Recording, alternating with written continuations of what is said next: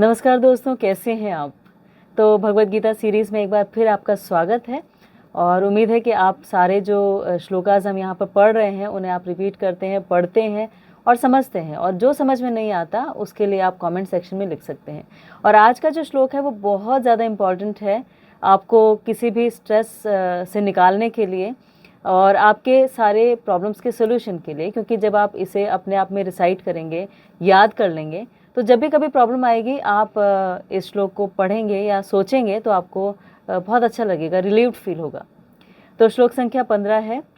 सर्वस्य चाहं हृदि सन्निविष्टो मत स्मृतिर्ज्ञानम अपोहनम च वेदेश्च सर्वैरहम् एव वेद्यो वेदांत कृत वेदविद एव चाहम्। कि मैं सबके हृदय में विराजमान हूँ और मुझसे ही स्मृति, ज्ञान और विस्मृति आती है। समस्त वेदों के द्वारा मुझे जाना जाए। वास्तव में मैं वेदांत का संकलन करता हूँ, मैं ही वेदों का ज्ञाता हूँ। यानी इसका अर्थ हुआ, I am seated in everyone's heart and from me comes remembrance, knowledge and forgetfulness. By all the Vedas I am to be known. Indeed, I am the compiler of Vedanta and I am the knower of the Vedas. अब जब हम कहते हैं कि हमारी life में कोई भी प्रॉब्लम आए और कोई भी बीमारी आ जाए, जब तक हमारा हार्ट ठीक से काम कर रहा है, हमारा मन ठीक से काम कर रहा है, दिल ठीक से काम कर रहा है, तब तक हम रिकवर कर जाते हैं। लेकिन जब हार्ट फेल हो जाता है तो फिर हम रिकवर नहीं कर पाते। ऐसा क्यों? इसी का आंसर इस श्लोक में दिया गया है। तो मंगलाचरण कर लेते हैं। ओम अज्ञानम तिमिरन्धस्य ज्ञानाञ्जनशलाकया चक्षुरुन्मीलितं येन तस्मै श्री गुरुवे नमः। नमो विष्णुपादाय कृष्णपृष्ठाय भूतलक्ष्मीपतिदास्य अधिकारिते नामिने। नमो विष्णुपादाय कृष्णपृष्ठाय भूतलक्ष्मीपति भक्तिवेदांत स्वामिते नामिने। नमस्ते सरस्वती देव गौरवाणी प्रचारिणे निर्विशेष शून्यवादी पाश्चात्य देशतारिणे। मूकं करोति वाचालं पंगुं लंघयते गिरिमत्कृपातम् अहं वन्दे श्री गुरुं दीनतारिणम्। तो 15th श्लोक बहुत इम्पॉर्टेंट है कि जब हम कहते हैं हार्ट फेलियर हो गया, उसके बाद किसी के बचने की उम्मीद नहीं रहती, क्योंकि हार्ट यानी दिल, हृदय हमारे शरीर का सबसे महत्वपूर्ण अंग है। पर हमने ये नहीं सोचा कि दिल ही क्यों इम्पॉर्टेंट है। लिवर भी हो सकता है, पेट भी हो सकता है, हाथ पैर भी हो सकते हैं, दिमाग भी हो सकता है, लेकिन दिल ही क्यों? तो दिल इसीलिए क्योंकि हमारा जो हृदय है उसमें परमात्मा रहते हैं, चैत्य गुरु के रूप में रहते हैं और वो हमें सारा ज्ञान देते हैं, हमें स्मृति देते हैं यानी मेमोरी देते हैं, और वही सब कुछ भुलाते भी हैं। और तीनों चीज़ें बहुत ज़्यादा इम्पॉर्टेंट है दोस्तों, कि हमें याद रखना इम्पॉर्टेंट है, हमें भूल जाना इम्पॉर्टेंट है, और हमें कोई भी स्मृति, विस्मृति और ज्ञान, तीनों चीज़ें यानी कुछ भी याद रहे, कुछ मेमोरी में रहे, कुछ भूल जाएं और कुछ नया सीखें, सब कुछ। अब वो सारा का सारा भगवान से आता है, वो हमें इंस्पायर करते हैं। इसके लिए कैसे इंस्पायर करते हैं? कि वो हमारे हृदय में रहते हैं। हमारे हृदय में कैसे रहते हैं? कि परमात्मा हर किसी के हृदय में स्थित है और जो भी गतिविधि होती है वो उन्हीं से शुरू होती है। कैसे शुरू होती है? कि जैसे मान लीजिए मैंने कोई भी अपना गोल सेट किया, तो सबसे पहले मेरे दिल में आएगा ना कि मुझे ये काम करना है, और फिर जब वो मेरे दिल में आता है तो फिर मैं उसके लिए प्रेरित होती हूँ, इंस्पायर्ड फील करती हूँ, फिर मैं उसके लिए एक्शन लेना शुरू करती हूँ, उसके हिसाब से अपने जीवन को ढालती हूँ कि मुझे डॉक्टर बनना है, या मुझे अच्छी जॉब करनी है, या मुझे कुछ नया करना है, या मुझे कुछ खरीदने जाना है। जो भी करना है वो हमारे दिल में पहले आएगा, वो एक विचार आएगा, और वो विचार भगवान हमें देते हैं। अब कोई ये भी पूछ सकता है कि कई बार हमारे दिमाग में, या कोई क्रिमिनल है उसके दिमाग में या उसके दिल में आ जाता है कि इसका मर्डर करना है, तो क्या वो विचार भी भगवान देते हैं? तो वो भगवान नहीं देते हैं, लेकिन वो विचार जब आता है हमारे मन में, ऐसा कोई विचार आता है, तो डेफिनेटली हमारी कॉन्शियसनेस, हमारी अंतरात्मा, हमारी चेतना उसके लिए मना करती है करने के लिए। लेकिन हम उसे अनसुना करके कोई भी ऐसा काम करते हैं जो एक क्राइम हो सकता है, जो एक ऐसा अपराध हो सकता है, गलत काम हो सकता है। और जब हम अपनी कॉन्शियसनेस को सुनना बंद कर देते हैं, धीरे धीरे वो श्रिंक होनी शुरू हो जाती है, और एक टाइम ऐसा आता है कि हम उसको सुनते ही नहीं है और सब कुछ अपनी मर्जी से करते हैं। लेकिन फिर हम ब्लेम करते हैं कि भगवान की मर्जी के बिना तो एक पत्ता भी नहीं हिल सकता, तो फिर ये मैंने नहीं किया, ये भगवान ने मुझसे करवाया। तो ये गलत है। पत्ता अगर आप देखें तो पत्ता एक ऐसी एंटिटी है जो टोटली डिपेंडेंट है भगवान के ऊपर, उसकी अपनी कोई विल पावर नहीं है। तो जब हम भी ऐसे डिपेंडेंट हो जाएंगे, हमारी अपनी कोई विल पावर नहीं होगी, जैसे भगवान हमें रखेंगे, पेड़ पे रखेंगे ठीक है, अगर सुखा देंगे ठीक है, अगर ज़मीन पे डाल देंगे ठीक है, तो फिर हम भगवान की मर्ज़ी से चलेंगे। लेकिन क्योंकि भगवान ने हमें एक विल पावर दी है, हमें इंटेलिजेंस दी है, हमें समझ दी है, जिसकी वजह से हम बाकी जीव जंतुओं से 84 लाख स्पीसीज से अलग हैं, तो वो इंडिपेंडेंस में भगवान इंटरफेयर भी नहीं करते। अगर हमने कुछ भी डिसाइड कर लिया तो फिर वो उसे मान लेते हैं और उसे करने देते हैं। और ये इंडिपेंडेंस दोस्तों बहुत ज़्यादा ज़रूरी है। अर्जुन को भी भगवान ने भगवद गीता में दी। उन्होंने पूरी भगवद गीता सुनाने के बाद ये नहीं कहा कि मैं तुम्हें कह रहा हूँ तो तुम युद्ध करो। उन्होंने कहा कि मैंने तुम्हें सब बता दिया, now it is your decision, you have to decide. तो इंडिपेंडेंस किसी को देने का मतलब होता है किसी से बेहद प्यार करना। अगर आप उसे इंडिपेंडेंस नहीं दे रहे हैं तो इसका मतलब आप उससे प्यार नहीं करते। चाहते तो भगवान भगवद गीता बताते ही नहीं, वो ये कह देते कि देखो मुझे ज़्यादा पता है, मैं तुम्हारा फ्रेंड हूँ और मैं बता रहा हूँ कि तुम्हें युद्ध करना चाहिए तो तुम चुपचाप युद्ध करो, ज़्यादा अपना दिमाग मत चलाओ, ऐसा कह सकते थे। लेकिन फिर भी भगवान ने सारी चीज़ें अर्जुन को समझाई, क्योंकि अगर आप किसी से ज़बरदस्ती कुछ काम कराते हैं या अपने डायरेक्शन से कराते हैं तो पहली बात तो ये कि आप उससे वास्तव में प्रेम नहीं करते, क्योंकि आपने उसके फ्रीडम की रिस्पेक्ट ही नहीं की। और दूसरी बात ये कि अगर आप उसे ज़बरदस्ती करवा भी लेंगे तो वापस उसी टेंडेंसी में वो लौट जाएगा, तो कभी भी वो अपने पूरे मन से उस काम को नहीं करेगा। इसीलिए समझाना बताना ज़रूरी है और उसके बाद उन्हीं के ऊपर छोड़ देना या ऑप्शन देना कि आप डिसाइड कीजिए क्या ठीक है क्या गलत है, ये भी ज़रूरी है। तो यही इस श्लोक में बताया गया है कि परमेश्वर के निर्देशानुसार हम कार्य करते हैं, वो सभी कामों के गवाह हैं। इसीलिए हम जो भी काम करते हैं वो उसके लिए हमें ज्ञान भी देते हैं, हमें स्मृति भी देते हैं, और उसके लिए जो भूलना ज़रूरी है वो भी देते हैं। तो ज्ञान देते हैं, इसकी वजह से हम सब कुछ कर पाते हैं। भगवान ने ज्ञान दिया इसलिए स्कूल में पढ़ पाए, आज एक प्रोफेशन में है, आज कुछ काम कर पा रहे हैं। भगवान ने विस्मृति दी इसीलिए बहुत सारी चीज़ों को भूल पाए। सोचिए, ये याद रह जाए कि हम पिछले जन्म में क्या थे, हम किस परिस्थिति में थे, हमारे परिवार वाले कौन थे, और उसके पिछले जन्म का भी याद रहे, उससे पिछले जन्म का भी याद रहे, तो हम कितना बढ़ जाएंगे। क्योंकि हम उनसे भी प्यार करते थे, उससे पहले भी प्यार करते थे, उससे पहले भी प्यार करते थे, तो इस जीवन में जीना ही मुश्किल हो जाएगा। या किसी जीवन में हमें मान लीजिए हमारा कोई एक्सीडेंट हुआ हो, किसी दुर्घटना के शिकार हुए हों, किसी प्लेन क्रैश में मारे गए हों, तो वो जो वेदना थी, वो जो दर्द था, अगर वो आज भी याद रह जाए तो फिर हम जी नहीं सकते। हम इस जीवन की वेदनाओं को ही नहीं झेल पाते। हम बैठे हैं आराम से, लेकिन अचानक याद आ जाए कि 20 साल पहले मेरे साथ ऐसे हुआ था, उसने मुझे ये कहा था, तो हम इमीडिएटली हमारा मूड ख़राब हो जाता है और हम उसको भूल ही नहीं पाते। पूरा दिन हमारा उस लो फीलिंग के साथ, उस ख़राब मूड के साथ, उस डिप्रेशन के साथ बीतता है कि देखो मेरे साथ कैसा किया। हमारे घर में से कोई चला जाता है जिससे हम अत्यधिक प्रेम करते हैं, उसे धीरे धीरे समय के साथ हम भुलाने लगते हैं या उसकी स्मृतियाँ कम होने लगती हैं, इसकी वजह से हम जी पाते हैं। सोचिए, वो स्मृति वैसी ही ताज़ी रहे तो भी हम नहीं जी सकते। हमारा किसी से झगड़ा होता है, हम उसे धीरे धीरे भूल जाते हैं, समय उस घाव को भरने लगता है। अगर वो भी ना हो तो हम जी नहीं सकते, हम कितने दुखी रहेंगे। इसीलिए विस्मृति ज़रूरी है, ज्ञान ज़रूरी है, और भगवान जो कहते हैं कि स्मरण भी मैं ही देता हूँ, तो स्मृति भी भगवान देते हैं। स्मृति, ज्ञान, विस्मृति तीनों वही देते हैं। तो स्मृति मतलब याद रखना कि हम जो कुछ भी हैं, आज हम मान लीजिए एक बच्चे को कहें कि वो पूरा साल पढ़े, और जिस दिन एग्ज़ाम है अगर वो भूल जाए तो फिर वो कैसे पेपर लिखेगा। और ऐसे लाइफ के बहुत सारे एग्ज़ाम हैं जो हम अपने अनुभवों से सीखते हैं, क्योंकि उन अनुभवों की स्मृति हमें रहती है। हमें पता होता है कि ये काम हमने पहले किया था और इसमें ये असफलता मिली थी, इसलिए इसे दोबारा नहीं करना। और वही ज्ञान हम दूसरों को भी देते हैं, अपनी आगे आने वाली पीढ़ियों को भी देते हैं, क्योंकि हमें वो पता था और उसकी स्मृति थी। अगर हमने किया और भूल गए तो फिर हम कितनी मुश्किल जीवन में आ जाएंगे। इसीलिए ज्ञान, स्मृति, विस्मृति सब कुछ भगवान ही देते हैं और सबके हृदय में विराजमान है। एक हाथी, चींटी, बैल या 84 लाख स्पीसीज में से किसी के भी हृदय में विराजमान है और हमारे अंदर भी है।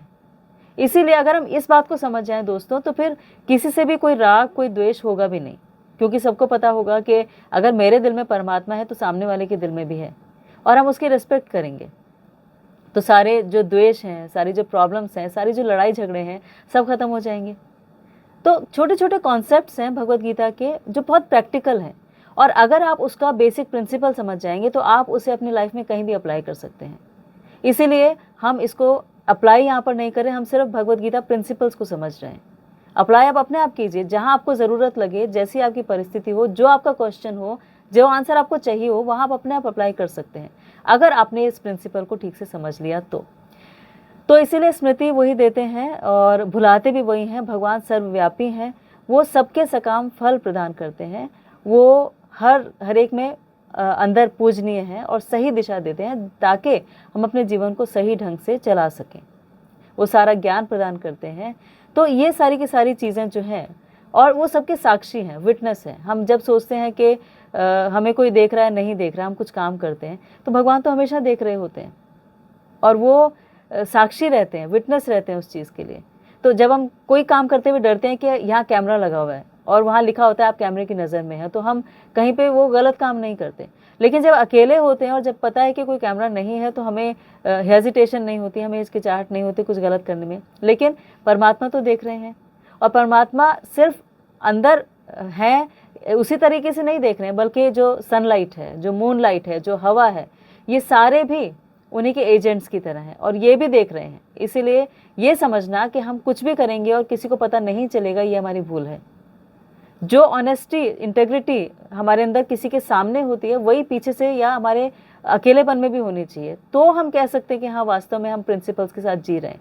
हम किसी के सामने कुछ कहें और अपने आप उसे फॉलो ना करें जब हम अकेले में हैं, तो फिर वो कभी भी एक सही आचार या सही व्यवहार नहीं हो सकता।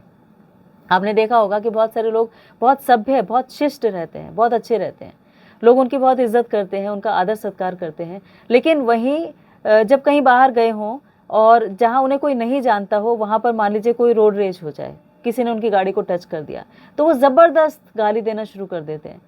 और उन्हें लगता है कि शायद उन्होंने किसी ने नोटिस नहीं किया क्योंकि यहाँ उन्हें कोई जानता नहीं, तो उनकी इमेज पे कोई फ़र्क नहीं पड़ेगा। लेकिन फिर भी वो अगर अपने आप को यहाँ पर ठीक नहीं रख सकते, यहाँ कंट्रोल नहीं रख सकते अपना, या डिसिप्लिन नहीं रख सकते, तो इसका मतलब वो वास्तव में उस प्रिंसिपल को फॉलो नहीं कर रहे हैं। तो ये प्रश्न हम अपने आप से पूछ सकते हैं श्लोक को पढ़ने के बाद।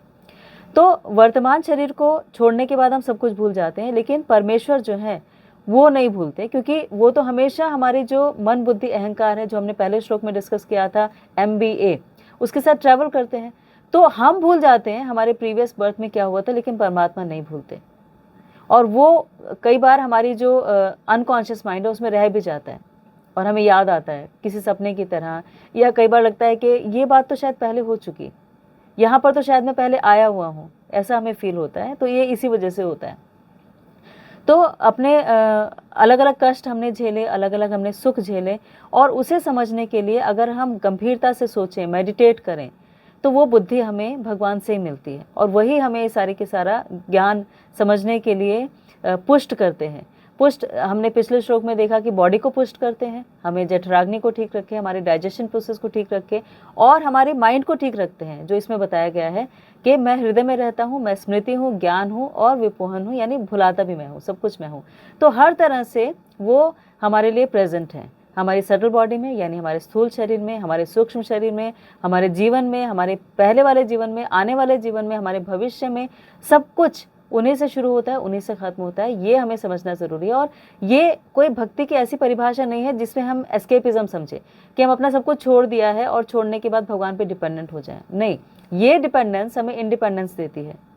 डिपेंडेंस का एक्चुअल मतलब है इनडिपेंडेंस, इन यानी डिपेंडेंस पर निर्भर होना। तो उस डिपेंडेंस पे जितना हम निर्भर होते जाते हैं, जीवन उतना ही आसान होता जाता है। जैसे आप एक 2 महीने के बच्चे को देखिए, वो टोटली डिपेंडेंट होता है अपने पेरेंट्स पे, तो उसका जीवन ईजी होता है, क्योंकि उसे खाने के लिए नहीं भागना है, उसे कमाना नहीं है, उसे अपने कपड़े नहीं बदलने हैं, उसे ये नहीं सोचना कि सीज़न चेंज हो रहा है तो मेरे कपड़े कैसे होने चाहिए। सब कुछ उसके पेरेंट्स टेक केयर कर रहे हैं और वो आराम से एंजॉय कर रहे हैं। तो जिस एंजॉयमेंट के लिए हम इधर उधर भाग रहे हैं, जिस आनंद के लिए, वो आनंद जब इतनी ईजिली मिल सकता है, तो हम उस ईजी प्रोसेस पे विश्वास क्यों नहीं करते? शायद इसीलिए क्योंकि हम जटिलताओं में जीने के आदी हो गए हैं। हमें लगता है कि कोई चीज़ कॉम्प्लेक्स नहीं होगी, मुश्किल नहीं होगी, तो उसका रिजल्ट नहीं होगा। और ऐसा है भी, हम कोई भी चीज़ जो देखते हैं इस फिजिकल वर्ल्ड में, इस मटेरियल वर्ल्ड में, वो आसानी से नहीं मिलती। इसीलिए हमें लगता है कि जैसे भौतिक संसार में कुछ आसानी से नहीं मिल रहा, तो आध्यात्मिक संसार में आसानी से कैसे मिल सकता है। लेकिन अगर एक सरल हृदय है हमारे पास में, एक सिंपल हार्ट है, हम ज़्यादा पढ़े लिखे नहीं हैं, कोई बात नहीं, हमें ज़्यादा ज्ञान नहीं है, कोई बात नहीं, हम ज़्यादा पढ़ने का टाइम नहीं निकाल पाते, कोई बात नहीं, लेकिन एक सिंपल हार्ट तो अपने पास रख सकते हैं, एक सरल हृदय रख सकते हैं, जिसमें काम, क्रोध, लोभ, मोह, मद मत्सर ना हो, जिसमें किसी के लिए द्वेष ना हो, किसी के लिए ईर्ष्या ना हो, किसी का बुरा हम करना ना चाहें। बस इतना सा करने से सिंपल हो गया, और तब इस सिंपल हार्ट में जो कॉम्प्लेक्स चीज़ें हैं वो भी आराम से समा सकती हैं। भक्ति उनके लिए कॉम्प्लेक्स है जो इसे समझना नहीं चाहते, लेकिन जो इसमें इंटरेस्टेड होते हैं भगवान उन्हें बुद्धि देते हैं। जो इस श्लोक में बताया गया है कि मुझसे ही ज्ञान आता है, स्मृति आती है और मैं ही भुलाता हूँ, तो वो सब कुछ भगवान ही देते हैं। वो क्योंकि हमारे हार्ट में बैठे हैं। हमारा हार्ट अगर साफ सुथरा है, कोई भी अगर कहीं बैठता है तो ये देखता है ना कि वो साफ होना चाहिए। हम गंदी जगह पर नहीं बैठते। कुत्ता भी बैठता है तो पूंछ से सारी जगह साफ करके फिर बैठता है। तो हमारे हृदय में जब भगवान बैठेंगे तो उसमें अगर बहुत सारे खराब चीज़ें हैं, जैसे कि किसी के लिए द्वेष है, ईर्ष्या है, किसी का बुरा हम सोचते हैं, तो ऐसी गंदी जगह पे वो कैसे बैठेंगे। और जब उन्हें वो जगह साफ सुथरी मिलेगी तो फिर वो आराम से रिलैक्स होकर बैठेंगे, और जहाँ वो रहेंगे वहाँ ऑटोमेटिकली सब कुछ ठीक होगा। क्योंकि अर्जुन कहते हैं भगवद गीता में, परम ब्रह्मा परम धामम पवित्रम परमम भवम पुरुषम शाश्वतम दिवम आदि देवम अजम विभु आहुस्त्वम ऋषि सर्वे देवऋषि नारदस्तथा आसितो देवलो व्यास स्वयं च ब्रवीषि में, कि आप बिल्कुल पवित्र हैं, और आप तक पहुंचने के लिए मुझे भी उसी तरह से अपने आप को क्वालिफाई करना पड़ेगा। तो वो क्वालिफिकेशन एक सिंपल हार्ट है, इसके अलावा कुछ भी नहीं। इसीलिए उस हार्ट को जितना अपने दिल को हम साफ सुथरा और अच्छा बनाते जाते हैं, उतना ही हमें जो स्क्रिप्चर्स हैं, जो वैदिक ज्ञान है या जो नॉलेज है, आध्यात्मिक नॉलेज है, आध्यात्मिक ज्ञान है, वो हमारे लिए समझना ईजी होता जाता है। नहीं तो हमारे मन में बहुत सारे डाउट्स रहते हैं। तो ये इस श्लोक का तात्पर्य है कि कोई भी व्यक्ति अपने संबंध को तभी समझ सकता है जब वो इस रिलेशनशिप को स्ट्रॉन्ग करे। और वेदों का या स्क्रिप्चर्स का पढ़ने का जो रीज़न है वो भी यही है। जैसे हम बार बार ये बात करते हैं कि स्क्रिप्चर्स का मतलब, आप कोई भी स्क्रिप्चर पढ़ रहे हैं उससे आपका कनेक्शन स्ट्रॉन्ग होगा ही होगा। आप होली बाइबल पढ़ते हैं, आप कुरान शरीफ पढ़ते हैं, आप गुरु ग्रंथ साहब पढ़ते हैं, या भगवद गीता पढ़ते हैं, जो भी आप बिल्कुल मन से पढ़ते हैं और अपने मन में ये प्रार्थना करके पढ़ते हैं कि मैं ये जो पढ़ रहा हूँ इसलिए इससे मैं आपके पास ज़्यादा अच्छी तरह से आ सकूँ, मैं आपको समझ सकूँ, आपका प्रेम प्राप्त कर सकूँ, आपसे अपने कनेक्शन को स्ट्रॉन्ग कर सकूँ, आपसे मेरा संबंध बहुत अच्छा हो जाए। जब ये प्रार्थना करके हम पढ़ते हैं तो उसका जो वास्तविक मर्म है वो समझ में आता है। और मर्म कभी भी अलग नहीं है किसी का भी, सबका सेम है। इसीलिए आप पढ़िएगा, और पढ़ के आपको ये जो श्लोक है बहुत अच्छा लगेगा। फिर भी अगर कोई डाउट है तो आप कमेंट सेक्शन में लिखिएगा, और फिर हम इसके बारे में और जो बातें हैं वो करेंगे। तो आपने आज का वीडियो देखा, इसके लिए आपका बहुत बहुत थैंक यू, धन्यवाद, शुक्रिया। प्लीज़ अपना बहुत ख्याल रखिएगा, ऐसे ही भगवद गीता पढ़ते रहिएगा, और जितना आप पढ़ते जाएंगे उतना आपके माइंड में क्लैरिटी आती जाएगी। सुनने से नहीं, पढ़ने से। इसीलिए पढ़ना बहुत ज़्यादा ज़रूरी है। सुनने से आपको हेल्प मिल रही है, आपको उसका एक जो क्रक्स है वो समझ में आ रहा है, लेकिन पढ़ने से आपको वास्तव में समझ में आएगा। तो प्लीज़ पढ़िएगा ज़रूर। पढ़ेगा इंडिया तो बढ़ेगा इंडिया। तो इसी के साथ आज का ये श्लोक यहीं पर, फिर मिलेंगे और फिर अगला श्लोक जो है उसकी हम चर्चा करेंगे। तब तक के लिए आपका बहुत बहुत थैंक यू, धन्यवाद, शुक्रिया। प्लीज़ अपना बहुत ख्याल रखिएगा दोस्तों।